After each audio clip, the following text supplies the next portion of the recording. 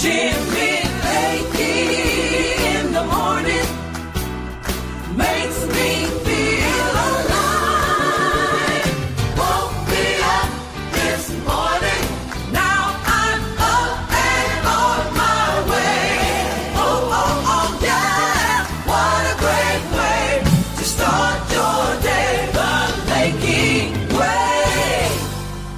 All right, top of the morning to you. Good morning to everybody out there. Glad to have you here on the radio program. Not the radio program, the podcast program, the radio program. I've said radio for so many years, I'm used to saying radio. But it ain't radio, my friends. We're podcasting, and doggone it, we're live streaming across America on so many different platforms. Hello to the Facebook.com/Jimmy Lakey fan page, Facebook.com/Red Wave America, Facebook.com/the Media Equalizer. Also out there on Rumble. If you like those pages, please give us we just started the Rumble page last week and never been on Rumble, but we're doing quite well. Love to hear from all of you on Rumble. Like the page, please follow it. Also on the YouTubes as well. We're streaming live on the YouTube this morning and got that rocking and rolling. So make sure you give us some love out there wherever you're listening. Also, hello to X. How's everybody doing on the X machine this morning? Everybody's happy? If you're happy and you know it, say amen or clap your hands or whatever you're supposed to do. Good to have you. What is it today? Wednesday? It's Wednesday, the 11th day of December, year of our Lord 2024. And pleasured, pleased, and thrilled to be here. Got a lot of great topics, some great guests coming into the House of Lakey. By the way, if you're new to the program, we pick up new followers every day. My name is Jimmy Lakey, right there at the bottom of the screen. You can see that. Thank you. This way. Got to get there. Got to go there. That's the bottom. That's my name. Years in corporate radio. Years in corporate radio, and not only just years in corporate radio, but I got kicked to the curb by corporate radio. So this is what we call Lakey Unleashed. I'm unleashed from the confines of corporate radio and nasty bosses down the hall. Corporate office, the phone rings and somebody's going to scold you because you said something on the radio, which actually they never did. I had pretty good. Someday I should tell stories of radio. Oh, good Lord, I can tell stories of radio. At the conclusion of my radio time, I had a great boss, good friend, and I like him a lot. I could tell producer stories all day, though. To tell producer stories. Okay, thank you. The comments are coming in not as pink today. That's because I got a little sunshine. No, what happened was our lighting was off yesterday. We changed the angle of the studio. And in doing so, we ended up with a little bit of a pinkness there, and so we fixed that a little bit. We're dialing this in, my friends. This is grassroots guerrilla warfare when it comes to podcasting, and thank God we have producer Chad that steps in and came to the studio immediately yesterday to fix some stuff, and he got it dialed in, and we changed up the wall a little bit as well, as you can see. You couldn't see the right there. Yesterday I was pointing with a cigar. Today I'm not. There's my autographed Donald J. Trump photo. There's my autographed Ronald Wilson Reagan photo there. There's my bobblehead right there. See the bobblehead? That's so sexy, isn't it? Right over here is a photo of a guy that I know, that producer Chad and I both know, that attempted to summit Mount Everest, and he got real close. Has a harrowing story. So anyway, we changed up the wall a little bit, got the lighting in, and as Jeff and Casey just said on the Facebook feed, not as pink today. They misspelled it at first and said pot is pink today. Pot is usually not pink. I mean, I'm not a prolific, I don't know. I've never really studied it. I'm not a user. So yeah, pot as pink today. I was very confused by that. Very, very confused. By the way, whatever platform you're on, you are able to comment. If you're listening on the YouTube, we see that. As a matter of fact, Kevin, that looks like commented on the YouTube. If you're on the Rumble, let me hear from you. Always good to hear from all of you on all the platforms. They pop right into the studio. See that little red mark shows that he's listening on the YouTube page, or he could be watching it as well. You don't have to watch this. I mean, I am something to look at. And as you know, as I talked about yesterday, I was always hesitant to go live on Facebook when I was doing broadcast and terrestrial radio because I didn't want people to stumble in their walk with the Lord.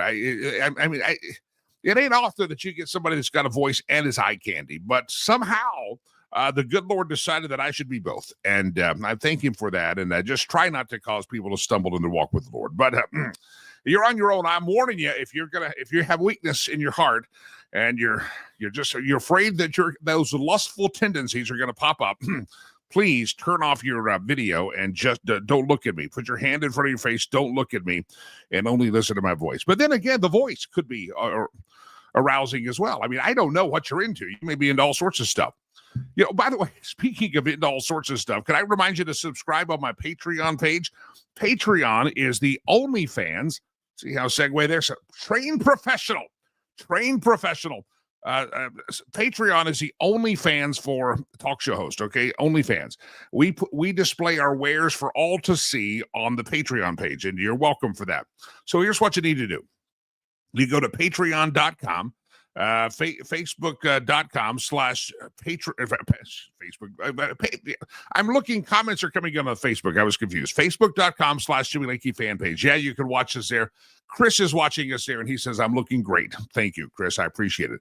Don't stumble in your walk with the Lord, though, Chris. Don't stumble. I'm just warning you. I'm eye candy. I really am eye candy. All right, back to Patreon. I get distracted. It's the ADD. Patreon.com /Jimmy Lakey. Go give us a subscription. It's only $9.95 a month. There's a 7-day free trial, and you're going to get interviews that nobody else gets. It's your behind-the-scenes interviews. There's going to be some private chats that go on in Patreon. We'll set up some private meetings. It's going to be a fun forum. I just got to grow it a little bit, and it's $9.95 a month. And for instance, this week, a great interview. I played a segment of with Trevor Loudon showed up there. That's a great, fantastic interview. His theme was, listen, we won an election, but we haven't won the war. And we got to get in there. And we got to keep fighting and keep doing the right thing. And that was what Trevor Loudon said. And so that's interview is up there right now. You can watch a preview of it in a couple of minutes, but it's at $9.95 a month. And as many interviews as are up there, it's probably going to cost you about $1 an interview. And these are long form interviews. For instance, I go almost an hour, and this one hits on Monday with Dr. Robert Malone, who invented the mRNA technology that they use for the COVID vaccine. He was horrified by that, became one of the doctors that was just one of the doctors that was just horrified that they were using this technology. And by the way, in that interview with Dr. Robert Malone, is anti-Fauci and establishment. He's very factual, very dry. And I was kind of shocked to hear this. It's in the interview. It's going to drop Monday. Go subscribe, patreon.com, patreon.com/ patreon.com/Jimmy Lakey. Then you could actually positively, you can listen to that interview. He got the jab. Dr. Robert Malone got the shot. You may have got the shot. I don't care. Robert Malone's not one that I expected to get the shot. I just didn't expect that to hear that. And he tells why he got it. And it's in the interview. Drops Monday, patreon.com/Jimmy Lakey, patreon.com/Jimmy Lakey. I always love it when people post something. Post up Sonia. Sonia says, if you knew what those men in the background have done, they might not be on your wall. We've been deceived. And she gives a link that she wants us to see about the people. Well, let's see. I do kind of know. I kind of know what Reagan's done. That's me, Jimmy Lakey. I know what I've done. Winston Churchill. I think I know. I'm a student in history.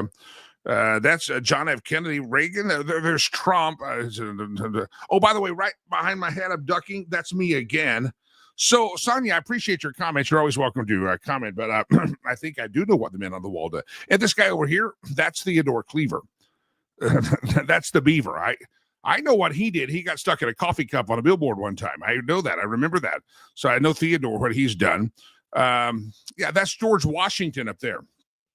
So anyway, Sonia, if you'd like to give us details, and that's what we call a drive-by. That's a drive-by post. If you knew what they did, you wouldn't have them on your wall. Well, tell us more. Tell us more. It sounds like the theme song from Grease. I feel like John Travolta and Olivia Newton-John should sing it. Tell us more. Tell us more. All right. Anyway, good to have you all here on the program. Thanks for tuning in. Patreon.com/Jimmy Lakey. All right. Here's what I want to do is show you some. Let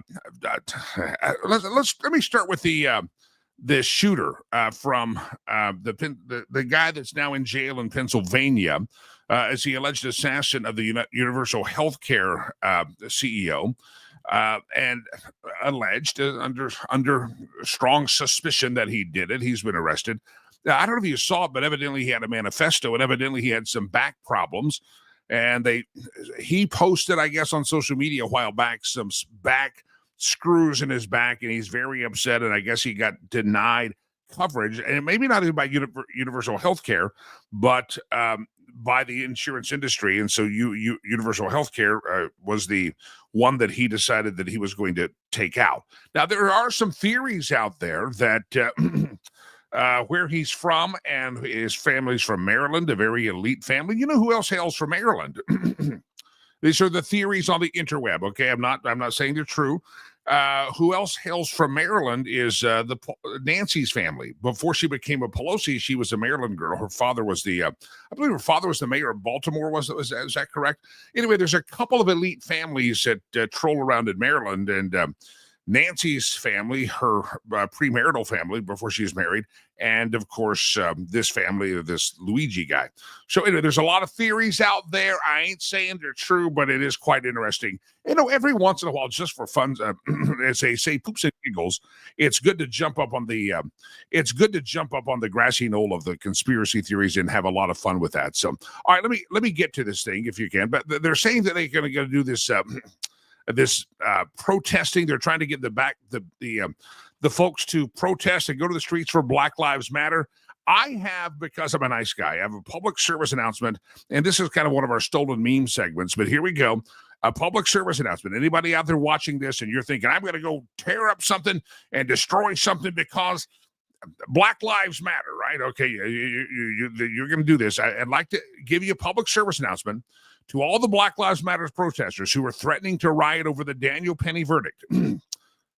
Just remember that Kamala Harris is $20 million in debt. She ain't bailing your ass out this time. Throw that out there for you. She ran her campaign, $20 million in debt. So unlike what she did in Minnesota, Minneapolis, and St. Paul, she's not bailing your ass out. This is a public service announcement. I'm trying to help some of you pot-smoking, dope-smoking liberals that live in your mama's basement and have a degree in underwater basket weaving. I'm trying to help you stay out of trouble. If you hear the clarion call of protest from Black Lives Matter, please, this is a public service announcement. I'm trying to help you here. All the Black Lives Matter protesters, you're threatening to go riot over Daniel. I don't think they've rioted yet. Evidently, the call was not that strong. But remember that Kamala is now $20 million in debt, and she ain't bailing your ass out this time. Throwing that out there for you to contemplate and for you to consider, all right? Throwing you out there.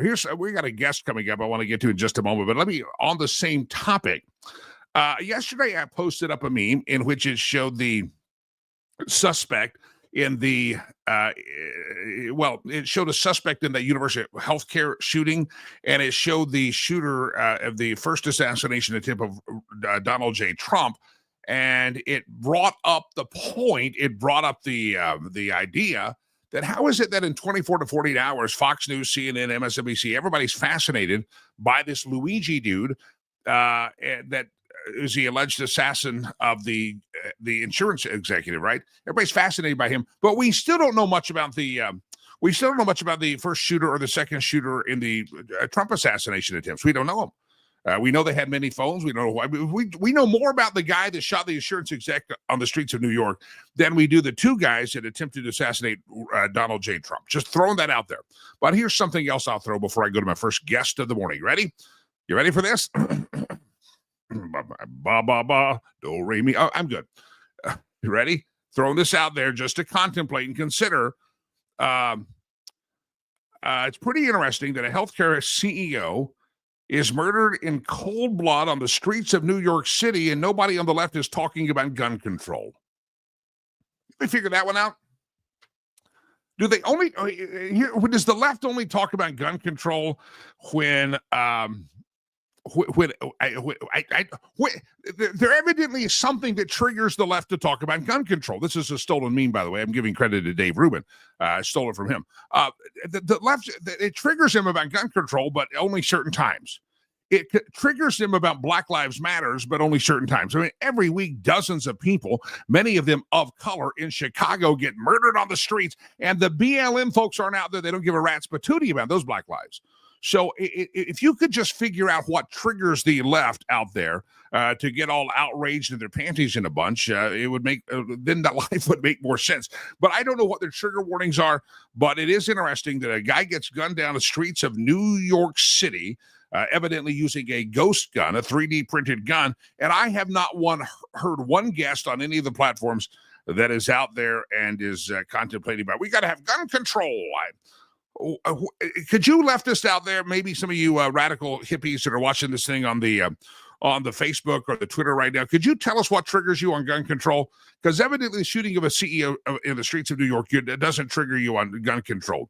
And if you also could give us the warning about what triggers you on Black Lives Matters, because evidently murders in the streets of Chicago every week don't seem to trigger you on Black Lives Matter, but some other things. The Daniel Penny thing does, even though he was arguably saving the life and protecting black people on the train. And one black lady actually went to the stand, testified, and smiled at him and waved from the stand and said, "Thank you." Ray says this, Jimmy, we know more about Luigi and less about the Kennedy assassination. This is true. Again, you got to watch when you turn on the news, they're diverting your attention for some reason. I truly believe that. They're trying to get you to think something, see something that you go, well, what about this other case? All right, let me bring up my first great guest of the morning. It's always great to have guests. By the way, welcome to the program. Don't forget, we can see your comments. So when you do make comment, let us know. We'll pop them up at the appropriate time on the screen. Matt Purple is my guest. I bring him into the House of Lakey. Lakey Unleashed from the bonds of corporate radio and now on the podcast stage. Matt Purple, welcome to the show, sir. How are you? Hey, Jimmy. Thanks for having me on. You have written a book called Decline from the Top. The snapshots from America's crisis. I'm sorry, my lighting is bad in here. The bottom line is, let's talk about the decline of America. And with this election and kind of a change of some things politically, are we now going to stop the decline? And Mitch McConnell recently said, hey, it's not my fault. It's not my fault that America's in decline. It's not my fault that things have gone to hell in the handbasket. Let's talk about this. Well, it's funny that he felt the need to try to cover himself on that accusation, right? Like, no, it wasn't me. I didn't do this. Donald Trump, I think, has resonated because he has run now 3 campaigns that have been unlike any other in, I think, the 20th or the 21st century. He's not going for the usual optimistic, feel-good rhetoric, hope and change, or even morning in America. He's coming out and acknowledging, no, America has fallen into decline. There is American carnage. The working class is not as well off as it once was. We have some very severe problems in this country. And I think just hearing that out of a politician's mouth has been such a breath of fresh air for a lot of people that they've been willing to take a risk on him, right? I mean, it's been, because at least he's giving it to them straight. At least he's not, our best days are ahead of us and all these things politicians usually say. I think that honesty has really resonated with people because it's been a rough 20 years in the United States. I mean, wars that haven't worked out, the Great Recession, COVID, our politics have gone off the rails in many ways, the crisis at the border, inflation, one could go on. It's been kind of a string of crises that have really shaken the national psyche. And I think Trump gives voice to that. And just by acknowledging that, he's at a huge advantage. The name of the book is, of course, Decline from the Top, Snapshots from America's Crisis and Glimmers of Hope. You mentioned some of the areas that we have declined in. A lot of us look back and opine greatly on our childhood. I was a child of the 80s and 90s and grew up then. The feral generation, the last feral generation, we could do a lot of things, and we were not bound by videos of all of our activities that we did when we were kids. But we always got up and went to church on Sunday morning. We knew that if we got in trouble at school, we were going to get in trouble at home. We knew that we had a certain standard of testing and education our parents and our family or society expected us. Are we just old guys? Am I just an old guy opining about the days of yesterday and how it was crazy? We didn't have phones, cell phones and stuff, but our video games didn't look as sexy as they do now. Am I just opining about the days of yesterday and saying that it's declined, or has it really just declined? No, it has declined, and I'm 37 and I'm feeling old myself, which 37, I probably shouldn't be feeling old, but I was a quintessential child of the 90s, right? And some of the problems that we see today had started to creep in the 90s. We had that emphasis on stranger danger and other kind of left-wing ideas that started to creep in.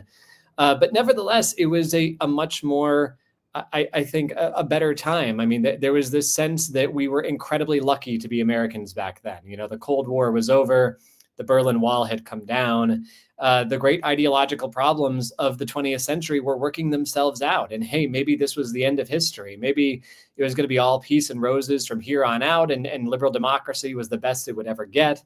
And this new internet thing was going to solve all our problems. And surely it wouldn't lead to all kinds of hatred and vitriol and somebody gets shot in the street and people are gloating over it. That was never going to happen. We were just going to better ourselves from here on out. And what inspired me to write this book is that I grew up in that milieu. I had this very innate sense of patriotism when I was a kid. I was so grateful to be an American. And today, not only are young people not like that, but all the polls have gone downhill, right? People are not optimistic about the future. There's a poll that, a record number of people think we may soon cease to be a democracy. There's just a lot of gloom out there. And I was curious, how did we get not just from point A to point B, but basically from the mountaintop to the gully? How did we fall that far that quickly? And that's what I try to explore in the book. Let's explore it a little bit here. I want people to get a copy of the book available on Amazon, anywhere fine books are sold. The name of the book is called Decline from the Top. How did we get here? How did we go from the days of I'm proud to be an American, even young people felt proud and just kind of optimistic, and how did we end up at this place where you've got politicians going, it's not me, we're at the bottom, but it's not me. How did we get here? What were some of the catalysts that took us down the keys down the turtle here? Well, the first thing I say in the book is there's no singular narrative of how we got here. And it's too early to write that story in some ways because we're still living through these events and we could very well work them out for ourselves. I'm not a pessimist by nature. I'd like to think we could still get back to being great again and solve some of our problems. But I think, some of it can be blamed on the rise of the internet and the attendant consequences we just didn't see coming, girls going on social media and just the challenge, little children going on social media, the challenges that presents, the rise of vitriol in our politics. Some of it can be credited to the rise of woke ideology, which is a major new force in our politics. It kind of dates, there's some predecessors to it, like the critical race theory and 60s ideology that came beforehand. But really, this is a relatively new force in our time, and it's changing so much so quickly. I see it as a kind of political theology, a replacement for Christianity. Christianity is declining among the bourgeois, and woke ideology is rising in its place. So that's a major new challenge, and it's warping our institutions and the way people think. And also just, I think our politics have become warped. They've become less democratic. The presidency has become much more imperial and much more powerful. Congress has lost a lot of its power. Power has risen up from the local level to the federal level, distorting, and we don't have democratic control over these administrative agencies, which make a lot of the policy in our government today. It's done by unelected bureaucrats, right? Far more regulations are passed by these agencies every year than laws are passed by Congress. So this in a republic, right, where we the people are supposed to have control of the system. So that's just a bird's eye view sketch. There's a lot that's gone wrong. You mentioned in the subtitle of the book, Glimmers of Hope. I have some glimmers of hope. I was at my home doing trick-or-treating, had some political signs in the yard, and I had some youngsters out there going, they were saying, let's go Brandon. I'm like, oh, they're getting it. I saw my son's friends would come over with, and again, it's not Republican or Democrat, but glimmers of hope for me were kids were awake, politically engaged. They were paying attention like I used to pay attention to politics. My son and his group, they got to vote for the first time this year, and they all voted with the same way I did, because they tell me, and I'm thinking, why? And they said, because it's kind of embarrassing what's been happening to our country. They've been paying attention. I have glimmers of hope just looking at the trick-or-treaters and my son and his friends and seeing how they're aware that things could be better in America. What gives you the glimmer of hope? I think that's one of them. One of the glimmers of hope is among young people, because when I was growing up in the 90s, it was cool to be politically apathetic. It was there was great concern. The 1996 election saw the lowest voter turnout in 75 years. the cool thing when I was in school was to really not have political views, to be a slacker and to not care. And you fast forward to today, and that's just not the case with young people. I think young people have realized that if we're going to make things better, we need to care, and we need some degree of political action. I think right now there's unfortunately a mistaking of online discourse and online vitriol for real political engagement. I hope these young people will go out into their communities and will take real tangible action to try to make things better. But I think there is a sense, especially among people younger than me, Generation Z, the Zoomers as they're called, that they have inherited something that is not as good as it should be, that they need a better inheritance and that they need to work to improve things. It's not just going to, the system cannot continue to function the way that it is. And they need to be reformists. And a lot of the Generation Z types who I know, they are very cognizant of the problems that have been bequeathed to them. So I'm hopeful about them. I'm hopeful now that the COVID lockdowns are over. We're starting to see people kind of emerge, blinking into the sun. Businesses are starting up a little bit again. You're seeing a real shaking off of some of the economic and social stupors that we were in back then. Of course, we just had an election where people voted for change, about as overwhelmingly for change as you're going to find in divided America today. So there are glimmers of hope for sure. One more quick thing. How do we overcome this, or are we already starting to overcome this? We saw it in COVID that we decided that our government decided to shut down houses of worship, shut down church. And you had a lot of pastors that just surrendered and said, whatever they say, we'll just not meet for 2 or 3 years and shutter the doors forever. A lot of people have just allowed government to become their God. They've allowed government to become the center of their universe, rather than the days I remember that no matter what you did on Saturday, you were at church on Sunday, you went to church on Wednesday, you were part of the youth group or whatever.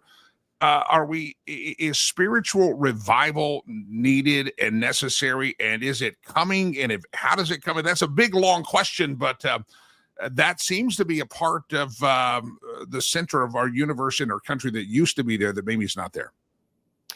I think you're right. And I think there was this hope during the early 2000s among the group, the so-called new atheists, that Christianity was on its way out. And so now we would become this kind of perfectly rationalist society. And instead, what's happened is we've just replaced Christianity with these other false gods, like wokeness, which I was discussing before, and also the cult of the government and of experts that emerged during COVID. You had pictures of Dr. Fauci literally looking sanctified, with like a halo over his head. This is how a lot of people were thinking during that time, and how ungodly it all turned out to be, right? The 6 feet social distancing turned out to be just totally based on sand. The masks likely did not make that much of a difference, subsequent studies have found. None of this stuff was dogma. It was all just public health people making stuff up because they were confronted with a pandemic and they needed to do something. So I think that there's going to be a renewed skepticism of public authorities, public experts, the so-called cult of experts. And, public trust has languished in our society. That's unfortunate. But I think that particular distrust is a good thing. And hopefully we can replace it with something better and more spiritually nourishing, like Christianity. If somebody wants a copy of your book, there's a photo of it. It's a sexy photo, by the way. Best looking book cover I've had all morning long. Matt Purple, talk about when they get the book, where do they get it, and what will they find in it?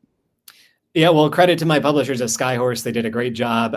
They can find it on Amazon.com or find bookstores, hopefully everywhere.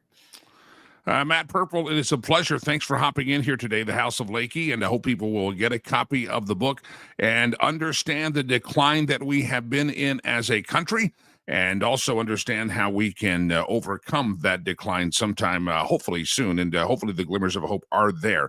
Matt Purple, thank you very much. I appreciate you being on the old show right now. Decline from the top, snapshots from America's crisis, and glimmers of hope.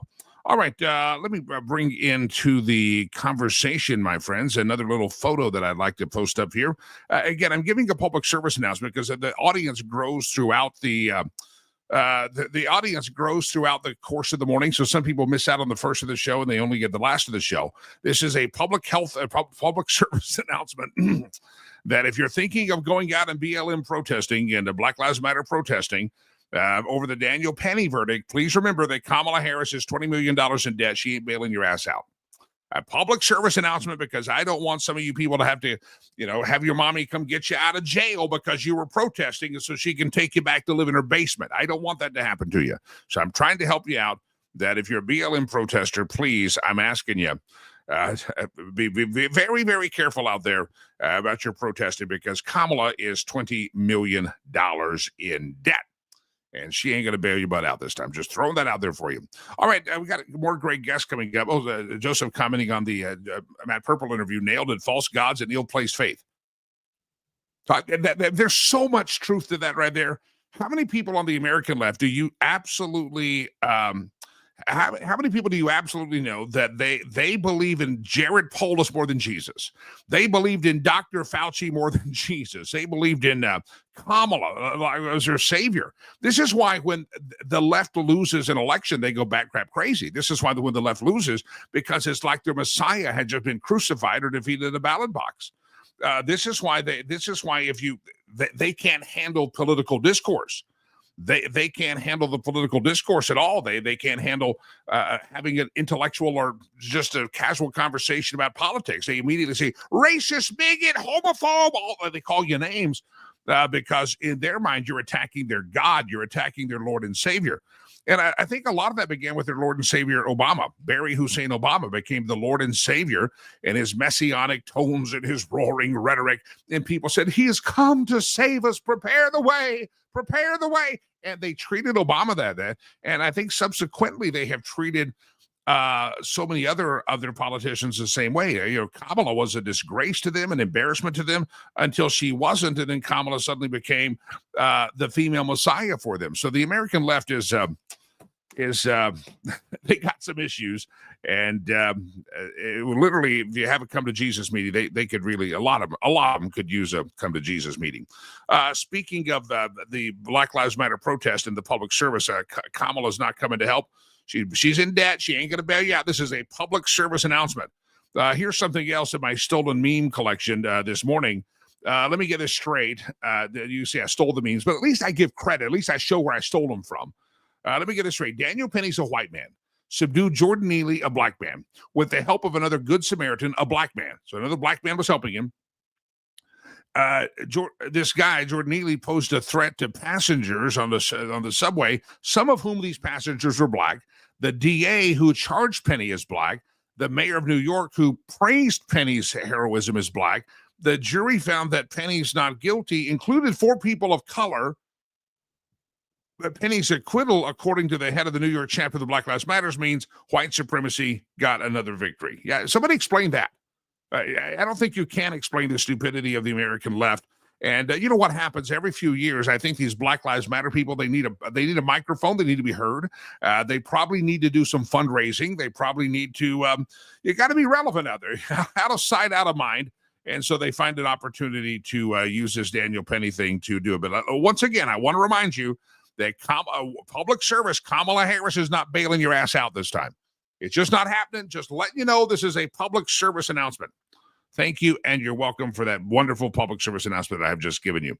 I've got a guest coming up. Let me see if they're in the studio. I don't believe they are. Do I have them in the green room? No, they have. My guest has not made it into the studio, so we'll see if that they pop up. But that's fine. I got a lot of things to say. By the way, welcome to the program. Nice to have you here. And don't forget, like and share. If you're on Rumble, say hello. Have we heard from Rumble this morning? I did check in over there a moment ago, and we do have a Rumble crowd brewing. But if you're on Rumble, say hello. Joseph's on X. Betsy says it's great to hear you again. Betsy's on the Facebook. John P. Cole, that's our historian. That's our resident historian. John P. Cole says, great new look on the new background. How you like that? We rearranged it. We tried to fix the lighting. We're dialing in the lighting. There's Rumble. Rumble's out there. Long's Homestead Market is listening on Rumble. Hello, Long's Homestead Market. Nice to have you here on the Rumble. They just signed in. I just saw that comment as well. Sonia says, not a drive-by post. Here's another link to some more story. Stop sending me links. Type it in your own words and do a summary of it, Sonia. I appreciate you doing that, but I can't be clicking links on the program right now. Explain why you don't like the guys on the back wall. Reagan did this, Trump did, because Jimmy's on the back wall. Why should I take myself off the back wall? Churchill's on the back wall. Tanya says, not a drive-by post. That's wonderful. Oh, she says they're pedophiles. Churchill was a pedophile? I didn't know that. Send me the proof, Sonia.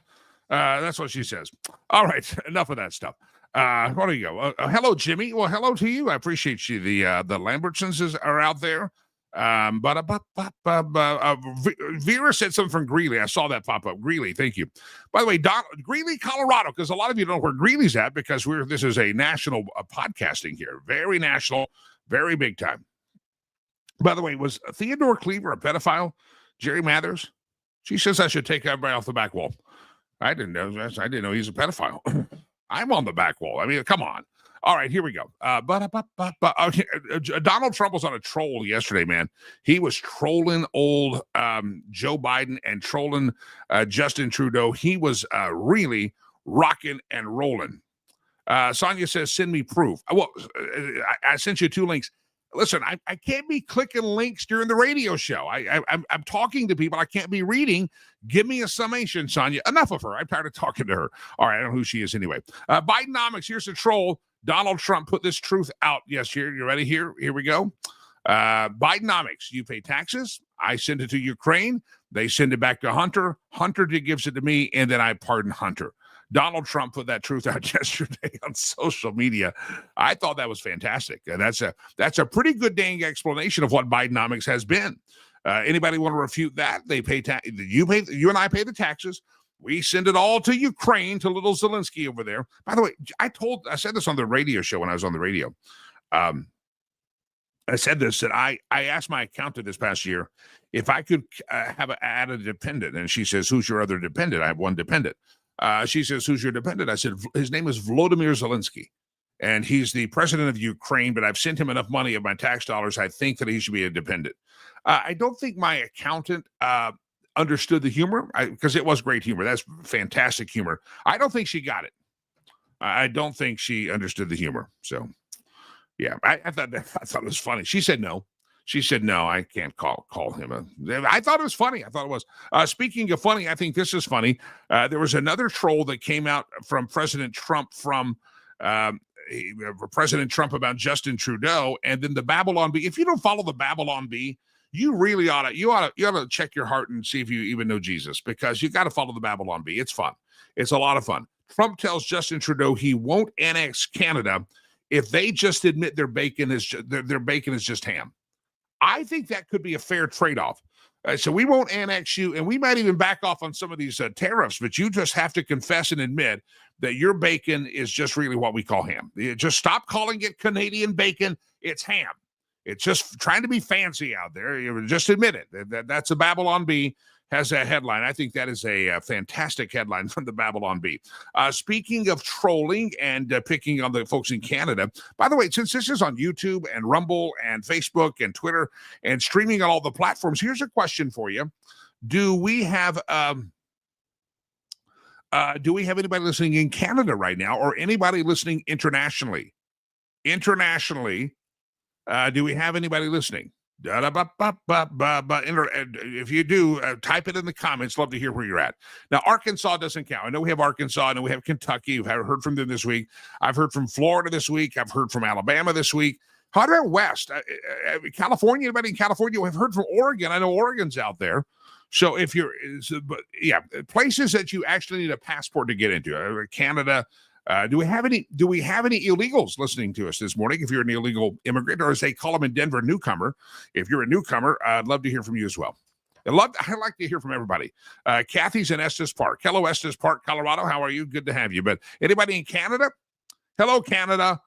Can we sing, "Oh, Canada"? Okay, let's not. Okay, speaking of Canada, Donald Trump trolled Canada yesterday. And not only did he put up the Bidenomics meme, which I just showed you, that Bidenomics, you pay taxes, he sends it to Ukraine, they send the money back to Hunter, Hunter gives it to him, and then he pardons Hunter. Okay, that was the one troll yesterday. And then there was this troll yesterday. By the way, Donald Trump's troll game is top-notch. This guy is There we go. Craig's listening from Italy. He's on a holiday. I wish I could holiday. Craig sounds like the kind of guy that makes holiday a verb.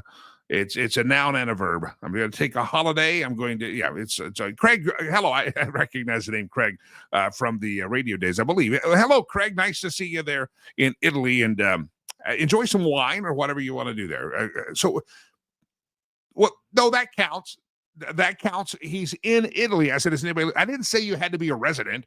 I'm not checking residencies over there. I'm just asking you to do. Okay, you're distracting me. Everybody's distracting me. Let me get this other troll by Donald J. Trump. He had the Bidenomics troll that I just showed you, and then he had this one. This is a reference to the meeting where Justin Trudeau went down to Mar-a-Lago, and that's where he was reported to have said, listen, dude, Justin's like, you're going to destroy our economy if you put these tariffs on. And he says, well, if you can't handle tariffs, then you'd make a great 51st state, and we'd let you be the governor. So a week later, Donald Trump, showing that he does have short-term and long-term memory still intact, says it was a pleasure to have dinner the other night with Governor Justin Trudeau. Notice he says Governor Justin Trudeau of the great state of Canada. I'm sorry, that's just funny. That's beautiful trolling right there. Donald Trump's troll game is A+. It's like when in the election he drove up in the trash truck. He's trolling Joe Biden for calling us trash that support him, that support Trump. Donald Trump waving out the McDonald's drive-through window. Don Trump Jr. Tweeting out that said, Bidenomics is so bad, my dad has to have 2 jobs, and he shows him as the garbage truck driver and the McDonald's worker. That's just great trolling. The Trump family is A+ of their troll game. I don't know anybody better in America. He says it was a pleasure to have dinner the other night with Governor Justin Trudeau of the great state of Canada. I love seeing the governor. I look forward to seeing the governor again soon, that we can continue our in-depth talks on tariffs and trade, the results of which will be truly spectacular for all. DJT. So there's a shot across the bow to old Justin. Hey, Justin, we still got talking to do because you could become a great 51st state. That's funny stuff. Talking to Matt Purple earlier, and if you missed part of it, this interview on all the platforms stays live the entire time, so you can actually go back and listen to the Matt Purple interview that we just did. But anybody, I need to start showing these just reminders of how stupid America became during the COVID crisis.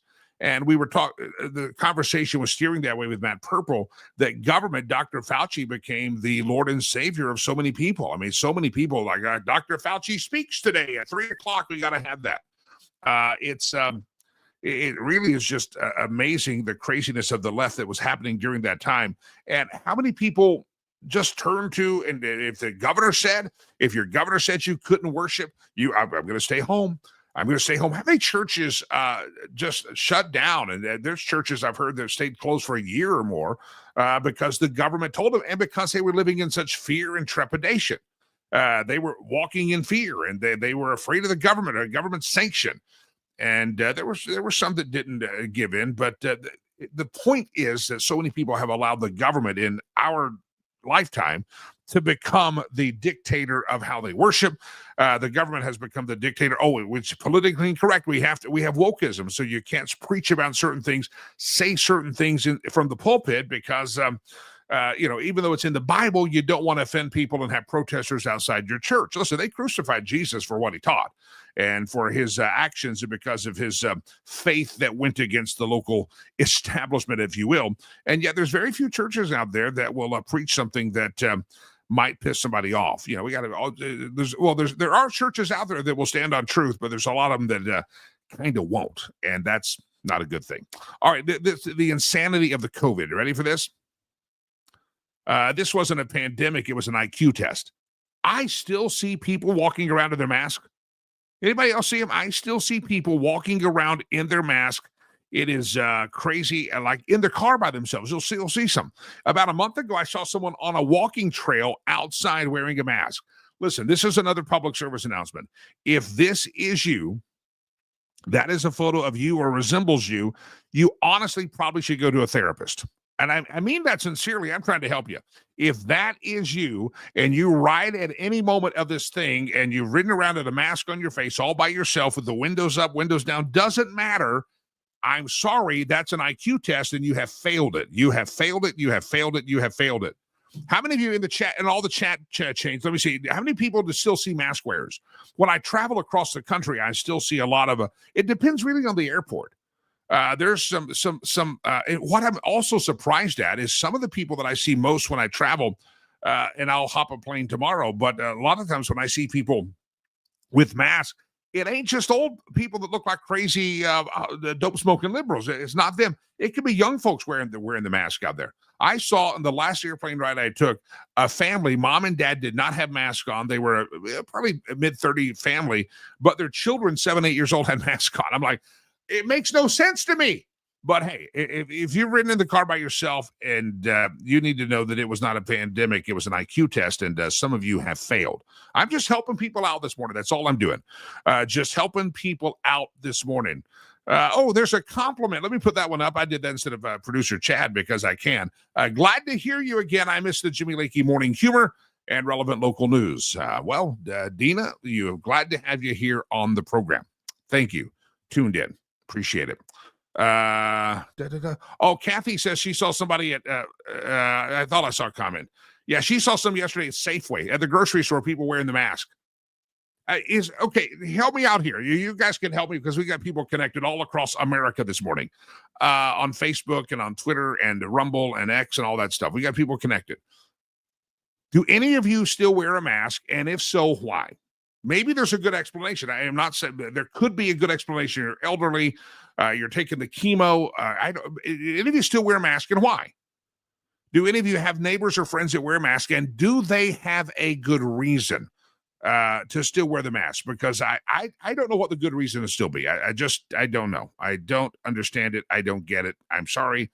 I must be missing out on something. All right, I want to remind you, I have not done this entire program today, that you can support the program in a lot of different ways. Number one, you can sponsor it.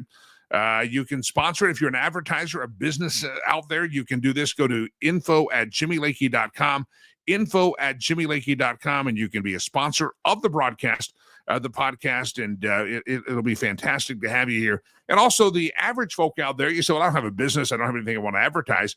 Go to patreon.com/Jimmy Lakey, patreon.com/Jimmy Lakey, and you can help us out there, patreon.com/Jimmy Lakey.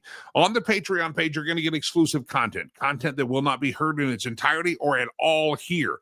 There's interviews that are up at the Patreon page already that have not aired during this daily Unleashed broadcast, so you're missing it. This podcast has not aired even a snippet of some of the content that's up there, and it's a 7-day free trial. If you get in there and you don't like it, well, God bless you. 7-day free trial. Speaking of, there's an interview that I would highly recommend you go and do the 7-day free trial. Look, you scroll down to one of the first ones I uploaded up there. It's Dr. Naomi Wolf, and she's written a book. Her most recent book is called The Pfizer Papers, and it outlines Pfizer's what she calls crimes against humanity. And speaking of the IQ test, you got to, yeah. She says it's a whole drama. She says there's so much lying and fakery that happened, and that in and of itself is some people bought into the vaccine hype. And if you want to get vaccinated, you want to get the jab, get the jab. If you don't want to get the jab, I don't really care. It's none of my business. It's your body, your choice, right? But the left didn't view it that way. They wanted to force it and mandate it. And she goes into this book that she's written, and there's an audio-only interview that's up there on my Patreon page, in which Dr. Naomi Wolf really outlines the lies that Pfizer was telling us. They knew the dangers, they knew the risk, they knew what was working, what wasn't working, they knew the long-term effects of this thing, and they went out there and did it anyway. And I asked her in the interview, and Dr. Naomi Wolf is at my Patreon page, patreon.com/Jimmy Lakey, 7-day free trial.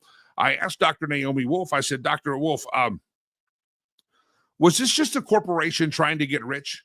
Was this just a big corporation trying to pat their pocket? Is that why Pfizer was so complicit in this? And she said, no. What did she say? You got to go to Patreon. Again, you hear Pfizer, we're like, oh, big pharma. They were just trying to get rich. They knew the dangers. Dr. Naomi Wolf said it's not that simple. She lays out what she has concluded with her extensive research as to why there were so many lies told about the jab. And again, you want to get the jab, get the jab. I got friends that got the jab, got friends that didn't get the jab. I had a friend that he was walking around. I think he wanted to like put his vaccine card on his chest. He was so proud and so arrogant that he had it. I traveled overseas with him, and man, he was whipping that thing out like he was going to buy a beer. Here's a vaccine card. I mean, he was proud of that thing. Very proud. He was kind of self-righteous on it. But and I knew people like that. I knew people that didn't. But I'm telling you, it was a stunning moment when I asked Dr. Naomi Wolf. I said, Dr. Wolf, was this just Pfizer, kind of lying, falsifying information, and just getting out there and not telling the truth about some stuff? And she said, I wish it was that simple. It's not. It's not. Okay, now, Jim, here's a good explanation. This is good. I like this. Jim says, I admit that I wore a mask 2 weeks while I had an upper respiratory infection, all the dust. And now, see, I get that. That's wonderful. That's a great understanding. There are some, but there are still people riding around looking like this jackass here, and that's different. So I get it if you're wearing a mask to get the pollen or the dust out, that's bothering you. I mean, obviously you're going to paint the house or do certain work around the house. You're going to put a mask on the fumes, and I mean, there's just different things you wear masks for. But wearing a mask like this guy, and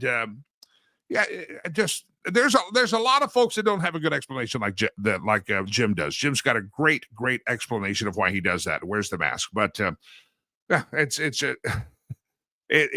to me, in most instances, and this is a really broad brush, in most instances, when I see someone with a mask, it's kind of like when I see someone with a MAGA hat. I know who they're voting for.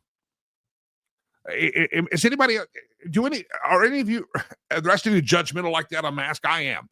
If I see somebody in an airport in a mask, I kind of figure they didn't vote for my guy. I'm saying. So I could have seen Jim out there who had a very good reason with an upper respiratory infection, and he could have been wearing a mask, and I would have assumed he's a Kamala voter. He's like dudes for Kamala. Jim, I'm sorry. I would have made that assumption though if I would have seen you in a mask. I know it breaks your heart, but I don't mean to hurt your feelings, Jim. All right, good to have all of you here in the queue. A pleasure to have you here. Man, my guests are just, they're supposed to be in the green room, and I'm trying to find them, and I'm not finding them yet. So you're getting to listen to me talk rather than them talk. No, Matt Purple had no trouble connecting, so it's not a connection issue. It's just people being silly, not going to the link or something. Anyway, good to have you here. By the way, Kathy says this, I like your logo. Do you have stickers? Not yet. They're coming. We're going to have swag coming out real soon as we can get it. The website, the JimmyLakey.com website, is actually about to be renovated, and all things Lakey will be hubbed out of JimmyLakey.com. Right now, it's a landing page, and it says stand by. But that's a great question. Do you have stickers? I don't have stickers. I don't have stickers yet, but we'll have stickers. We're going to have hats. We're going to have also bobbleheads. People want the bobblehead. Right now, you can get a bobblehead on my charity site, Rivers Promise. Just go to products and make a donation, and the charity will send you a bobblehead. You can see it on the riverspromise.org site. This is this is the wrong one. This is the one I just saw pop up. Producer Chad might have put that up. He's put them up, and he does much better at it than I do. Kathy says you should write MAGA or Trump on your mask.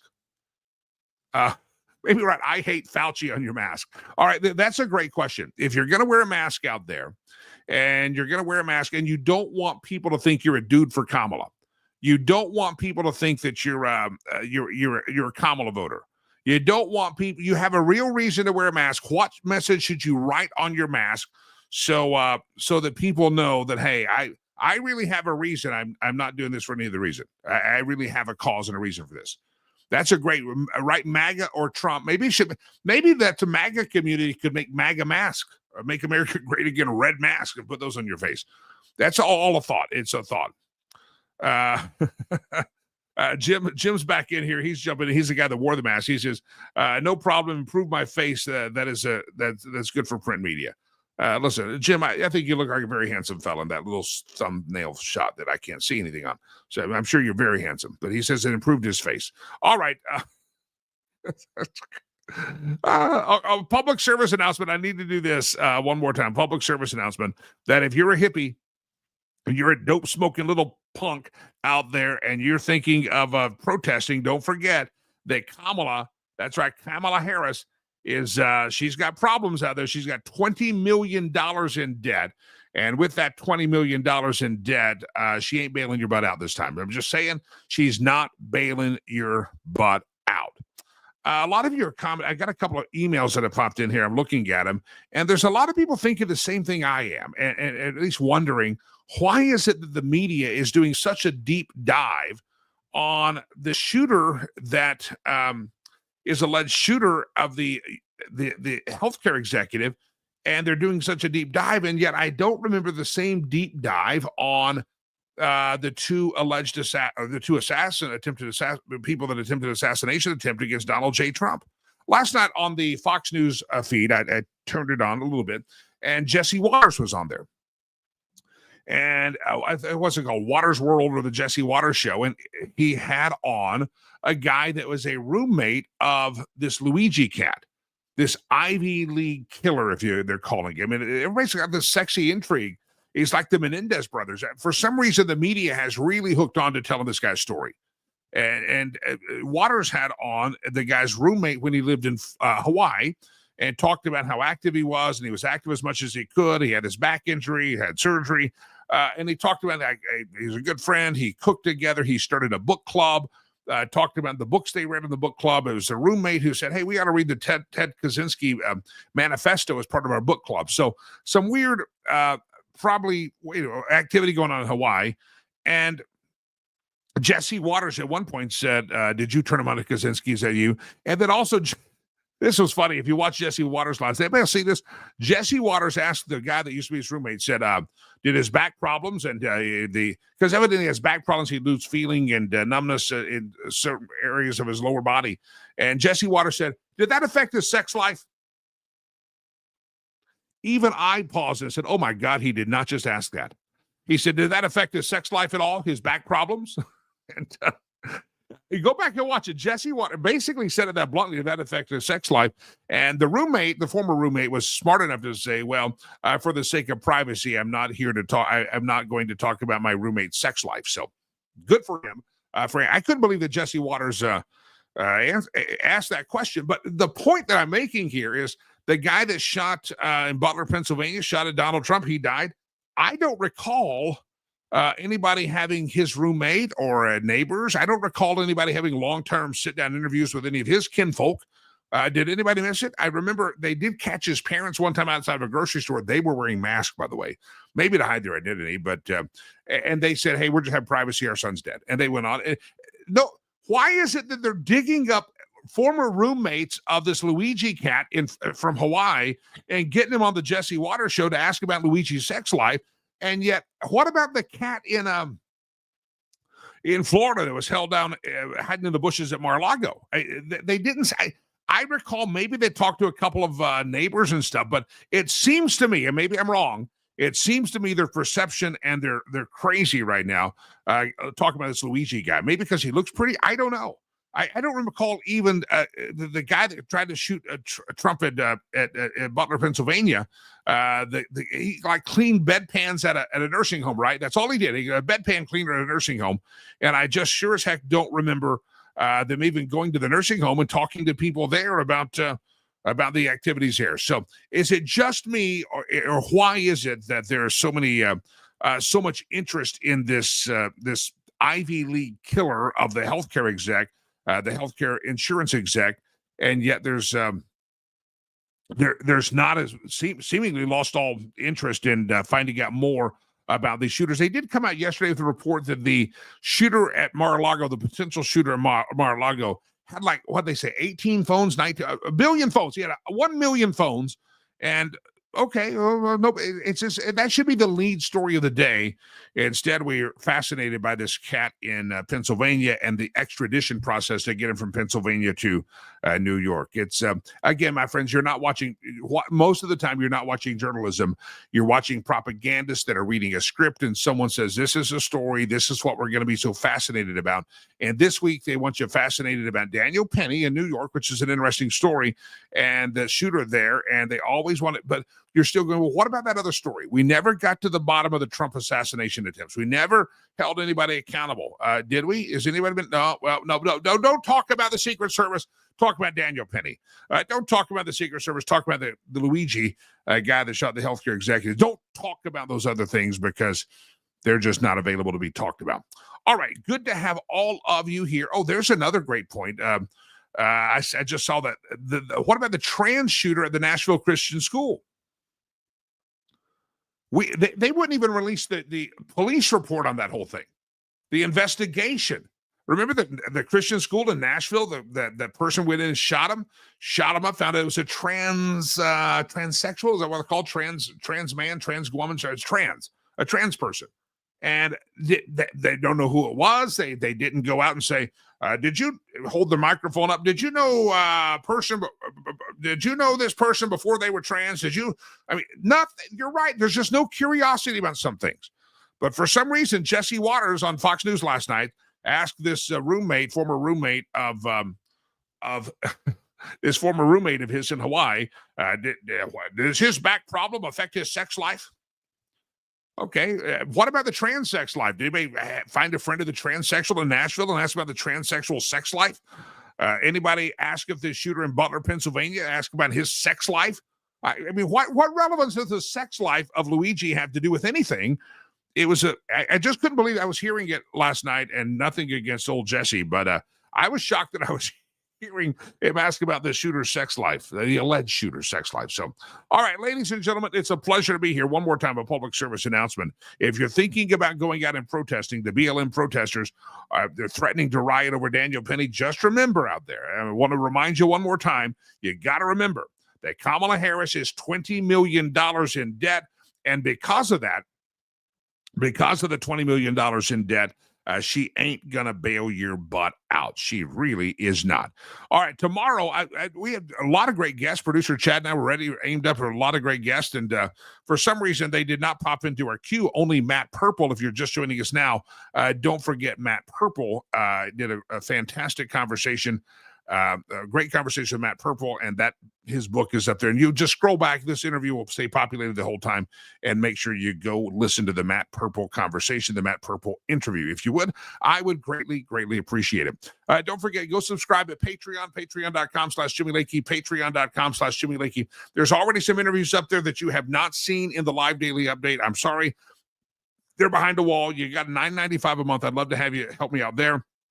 And great information. The Trevor Loudon interview is great. That released yesterday. Tomorrow, there's another interview dropping in there with Gregory Wrightstone talking about the glories of carbon and the lies that you're told by the climate crisis, the climate alarmists. That interview drops tomorrow, and it's a 7-day free trial.